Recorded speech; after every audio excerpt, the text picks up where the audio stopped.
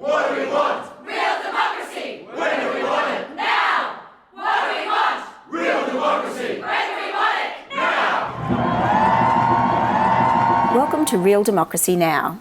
I'm Nivek Thompson, and Real Democracy Now is a podcast for people who think we can and should improve how democracy works. This podcast looks at democracy from different angles to help you think about how democracy might be improved.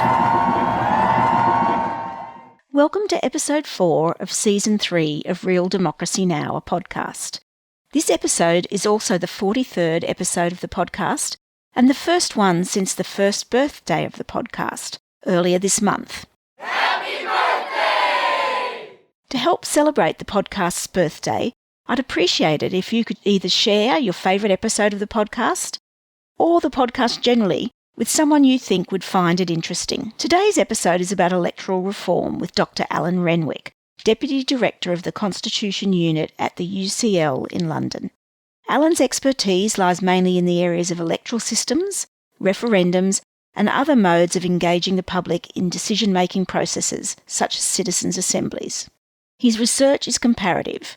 Besides the UK, his recent projects have included all European democracies as well as New Zealand, Japan and Canada. In addition to numerous journal articles, chapters and reports, he is the author of 2 books about electoral reform, A Citizen's Guide to Electoral Reform and The Politics of Electoral Reform, Changing the Rules of Democracy. Thank you so much for joining me today, Alan. I know it's a pretty busy time for you at the moment with the Citizens' Assembly on Brexit happening. Yeah, indeed. Busy time, but it's always a pleasure to talk about electoral reform. Wonderful. So just to kick off, I've started looking into electoral systems for season 3, and it seems to me that any country's electoral system is very much a creature of history and culture. But I'm wondering, when we think about electoral reform, does the specific context of a country matter, or are there really just good electoral systems or good features of an electoral system which would work anywhere? Yeah, I think it's a bit of both, really. I mean, the culture, the context certainly do matter. But on the other hand, when we're talking about electoral systems, we're generally talking about systems in democratic countries, and the purpose of the system is to ultimately provide democratic governance. So there are some kind of basic principles that are there. So you need to have a system that provides some element of democracy. So things like the proportionality of the system across parties, whether the system provides for proper representation of the different parts of society, men and women, different ethnic groups, and so on. These things are really important. And then also whether you have a system that can generate good quality governance is also a principle that I think applies across the board.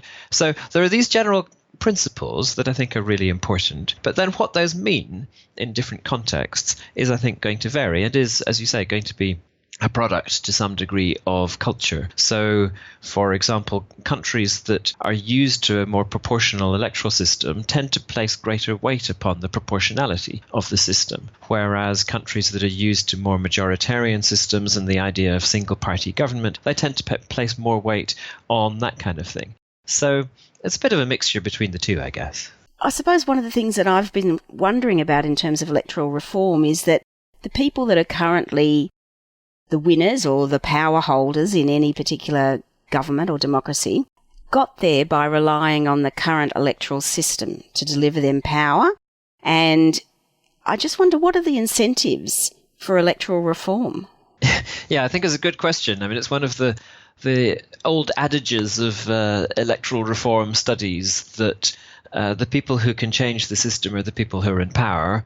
But the people who are in power got there through the existing system, so why would they change the system? I suppose one reason they would change the system is that their popularity might have changed. So, they might have got into power because they were very popular at that time, but then they lose popularity and therefore maybe a different system would suit them. So a classic example of that would be an electoral reform in France in the mid-1980s, where the Socialist Party had got to power under the existing majoritarian system and had been doing very well, but then they lost a huge amount of their support, and they knew that if that majoritarian system were retained, they would lose power big time at the next election. So they introduced a proportional system in order to reduce their losses at the next election. But actually, with most electoral reforms, it's not quite that, I think, that is driving things. Rather, what's more important is public opinion. So the people in power can't always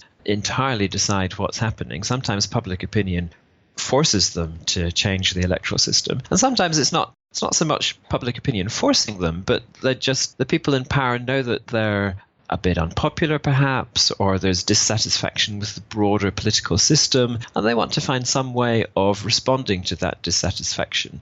And often they think, at least, that changing the electoral system in some fairly minor way perhaps will give them a bit more popularity and create a sense that they care about public opinion and they're trying to respond to dissatisfaction with the system by reforming the system. I was just reading that Justin Trudeau has made a commitment to electoral reform in Canada, and there's a few people seem to be questioning whether he's actually going to be able to deliver that. So Justin Trudeau at the last election in Canada promised that was the last election at which the first past the post electoral system was going to be used. But it looks pretty unlikely now, very unlikely to be honest, that he's going to be able to deliver on that promise. And the difficulty there is that there's disagreement between the parties as to what electoral system there should be. It would look very self-interested if Justin Trudeau and the Liberal Party introduced the electoral system that they prefer, which would just happen to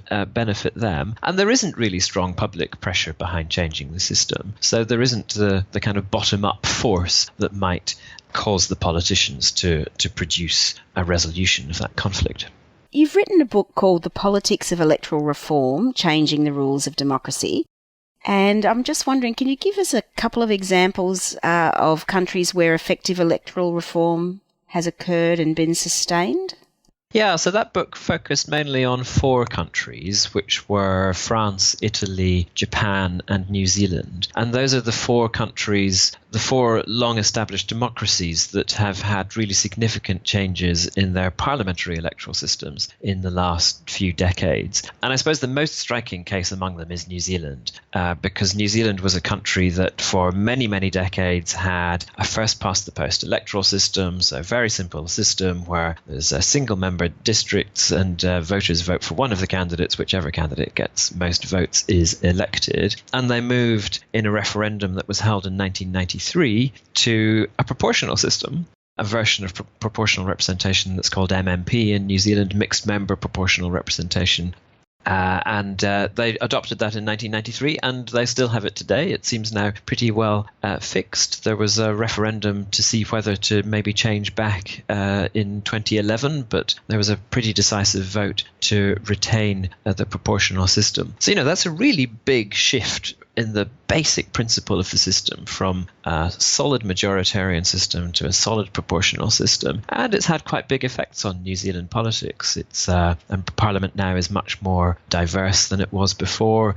Governments have generally been coalition governments or minority governments since the electoral system was first used in 1996. So it's really changed the dynamics of politics in New Zealand. The other countries, France changed its electoral system in the mid-1980s, but then changed straight back again. So, that wasn't a change that stuck, while Italy and Japan both had somewhat subtler changes. In Japan, that has stuck, whereas in Italy, there's been a succession of further changes to the electoral system. There's still a lot of disagreement and dissatisfaction around the electoral system and exactly what the system ought to be. Oh, that's interesting. I interviewed Professor Leipart. He was so sad that New Zealand had changed because they'd been such a perfect example of one of his 2 models.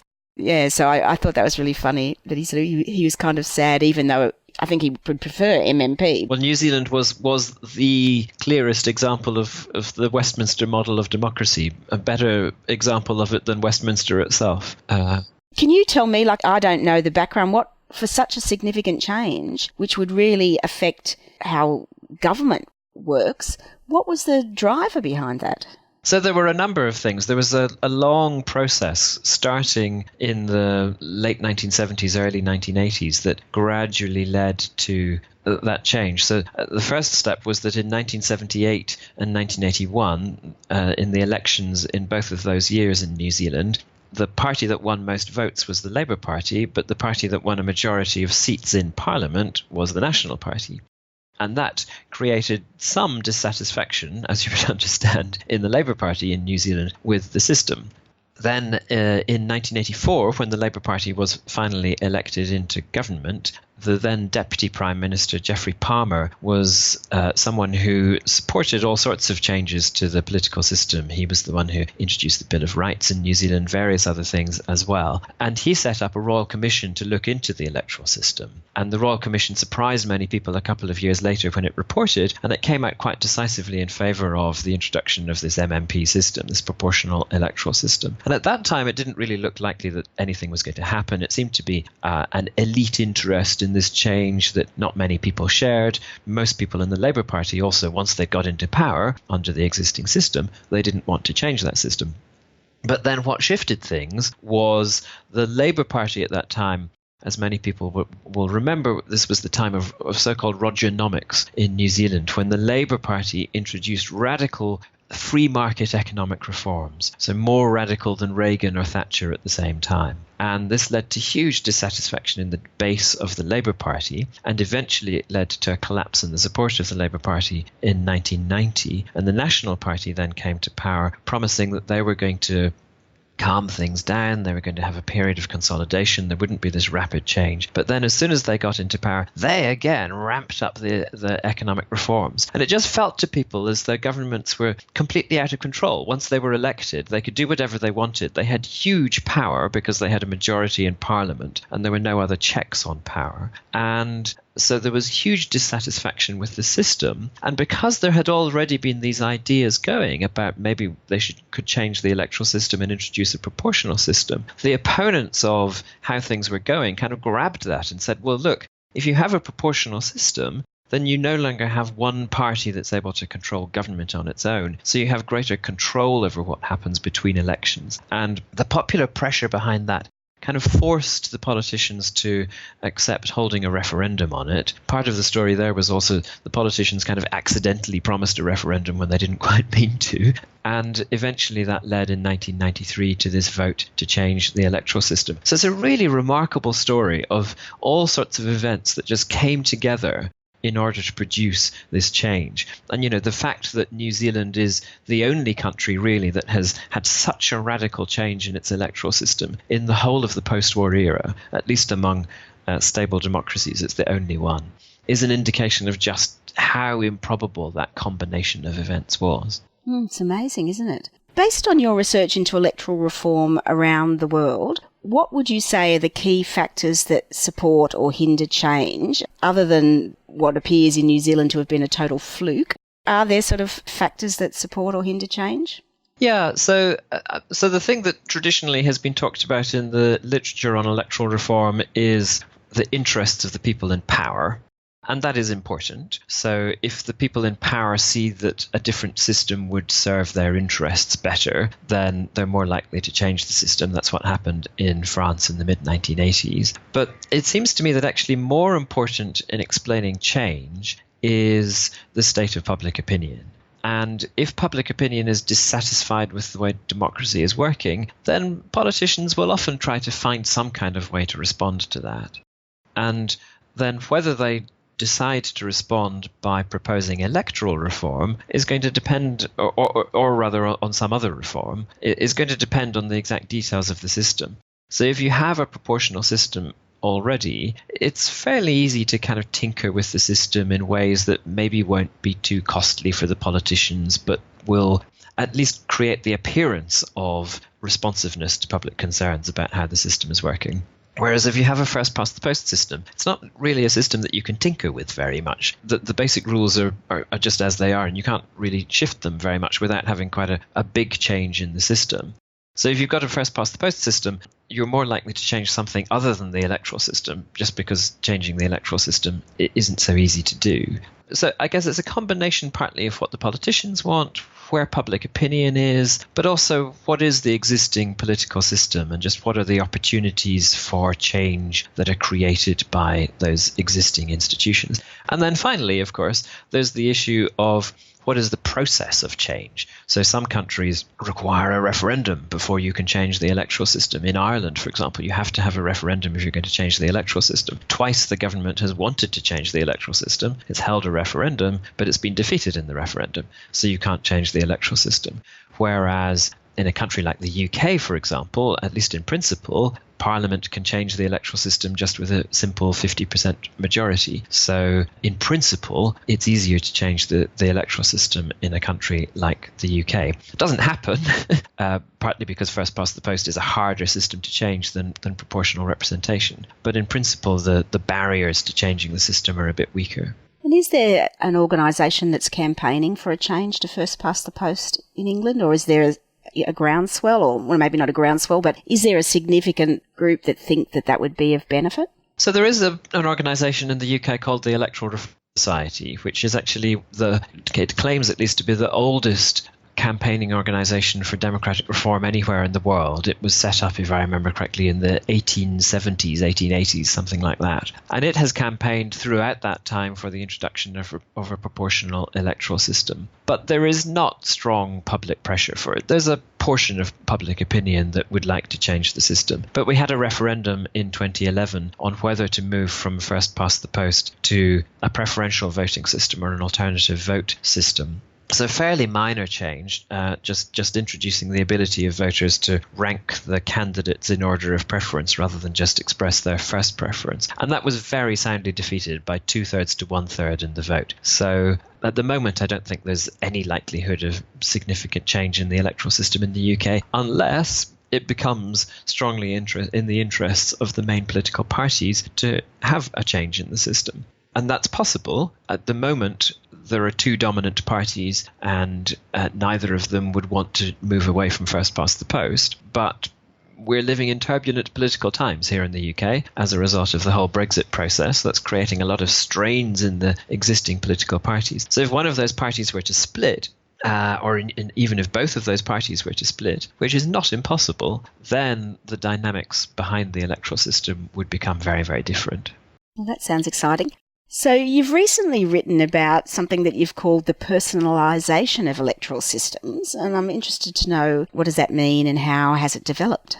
So the personalization of electoral systems refers to the degree to which voters are able not just to say which party they want to have power, but also to indicate a preference among individual candidates and to have those preferences shape the actual election outcome. So at one end of the scale of electoral systems, we have what we call closed list proportional electoral systems. And in these systems, all a voter can do is vote for a party. And then if the party wins, say, 20 seats, then it's the party that decides who are the candidates who fill up those 20 seats for the party. While at the other end of the spectrum, you have something like the single transferable vote system, or the Hare-Clark system as it's sometimes called, where voters are ranking all the candidates in order of preference, and they can choose one candidate from one party and then another candidate from another party, all the way down among all of the candidates.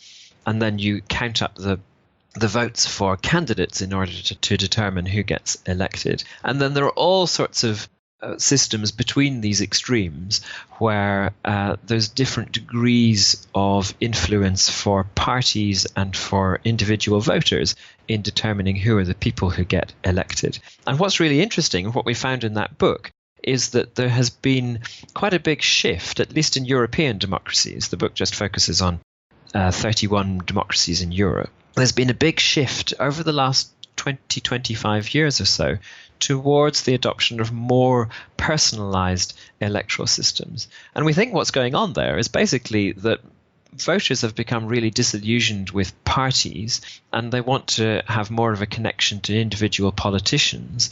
And the parties have kind of picked up on that and recognized that in order for them to boost their own popularity, it's a good thing for them to be seen to be responding. And they think, okay, well, we can respond by saying we'll give voters more of a say over who are the individual politicians who get elected. So a lot of countries in Europe have seen shifts towards more personalised electoral systems. Now, it's true that those shifts have often been quite small, and maybe even sometimes just really symbolic, so that it looks like something is being done when really nothing very important is happening. But nevertheless, there have been these shifts. And if you look across the continent as a whole, that has somewhat changed the dynamics of how elections work. And so have they had to actually change the voting systems to do that? Because it's not simply a case of putting the people's names. It seems quite a big change to me, going from where you vote for a party and then the party has a list and fills the seats, to a situation where you vote for the person that you want. I mean, I know here in Australia, I don't do it as much anymore, which is evidence of the change of time in my life. But I used to, even on our Senate form, go through and number every single person, because there was people that I wanted to be at the bottom. Now I tend to vote above the line, but it seems like quite a change for it to happen. I mean, I just don't understand. Yeah, an example of a change is the recent change to the Senate electoral system in Australia that has made it easier for people to vote below the line, basically. So you no longer have to rank every single candidate below the line in order to cast a valid vote. And so now you only need to rank, I can't remember how many it is, you can probably tell me. I think it's 6. Yeah, but it's easier to cast a vote below the line, which makes it more likely that people will do that, which increases the personalisation of the system. So it's a fairly small tweak, but it has an effect upon the system. And similarly, with a lot of the European democracies, they're tweaking the system in quite small ways. So, for example, it might be that voters are already able to vote for a party, but then also express a preference among the candidates in the party. And what the change is that they have introduced is that they've just given more weight to those preferences that people are expressing among the candidates. So whereas in the past it might have been quite difficult to change the order of the candidates as presented by the party, often the changes that are being introduced are just lowering the thresholds for changing the list order that is presented by the party, so that there's more of a chance that voters can make a difference.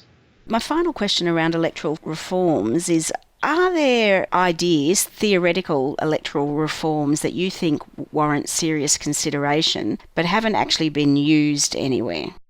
Well, I think there are ideas about the kind of basic electoral system, and people quite often send me things by email and letters in the post where they're suggesting new electoral systems that might be able to solve the problems of the existing electoral systems. But actually, I think what's interesting is not the kind of core of the electoral system in terms of the nature of the vote that people can cast and how those votes are translated into seats. I think the interesting electoral reforms and the important electoral reforms are around the broader structure of how we run elections, and particularly how we run election campaigns. And there's a lot of concern at the moment about fake news, about what the social media are doing to how we do elections, about the degree to which voters are able to cast an informed vote after an election campaign, having listened to the various arguments during the election campaign. And for me, the really important electoral reforms that need to be discussed are reforms that would improve the quality of information available during campaigns, and that would improve the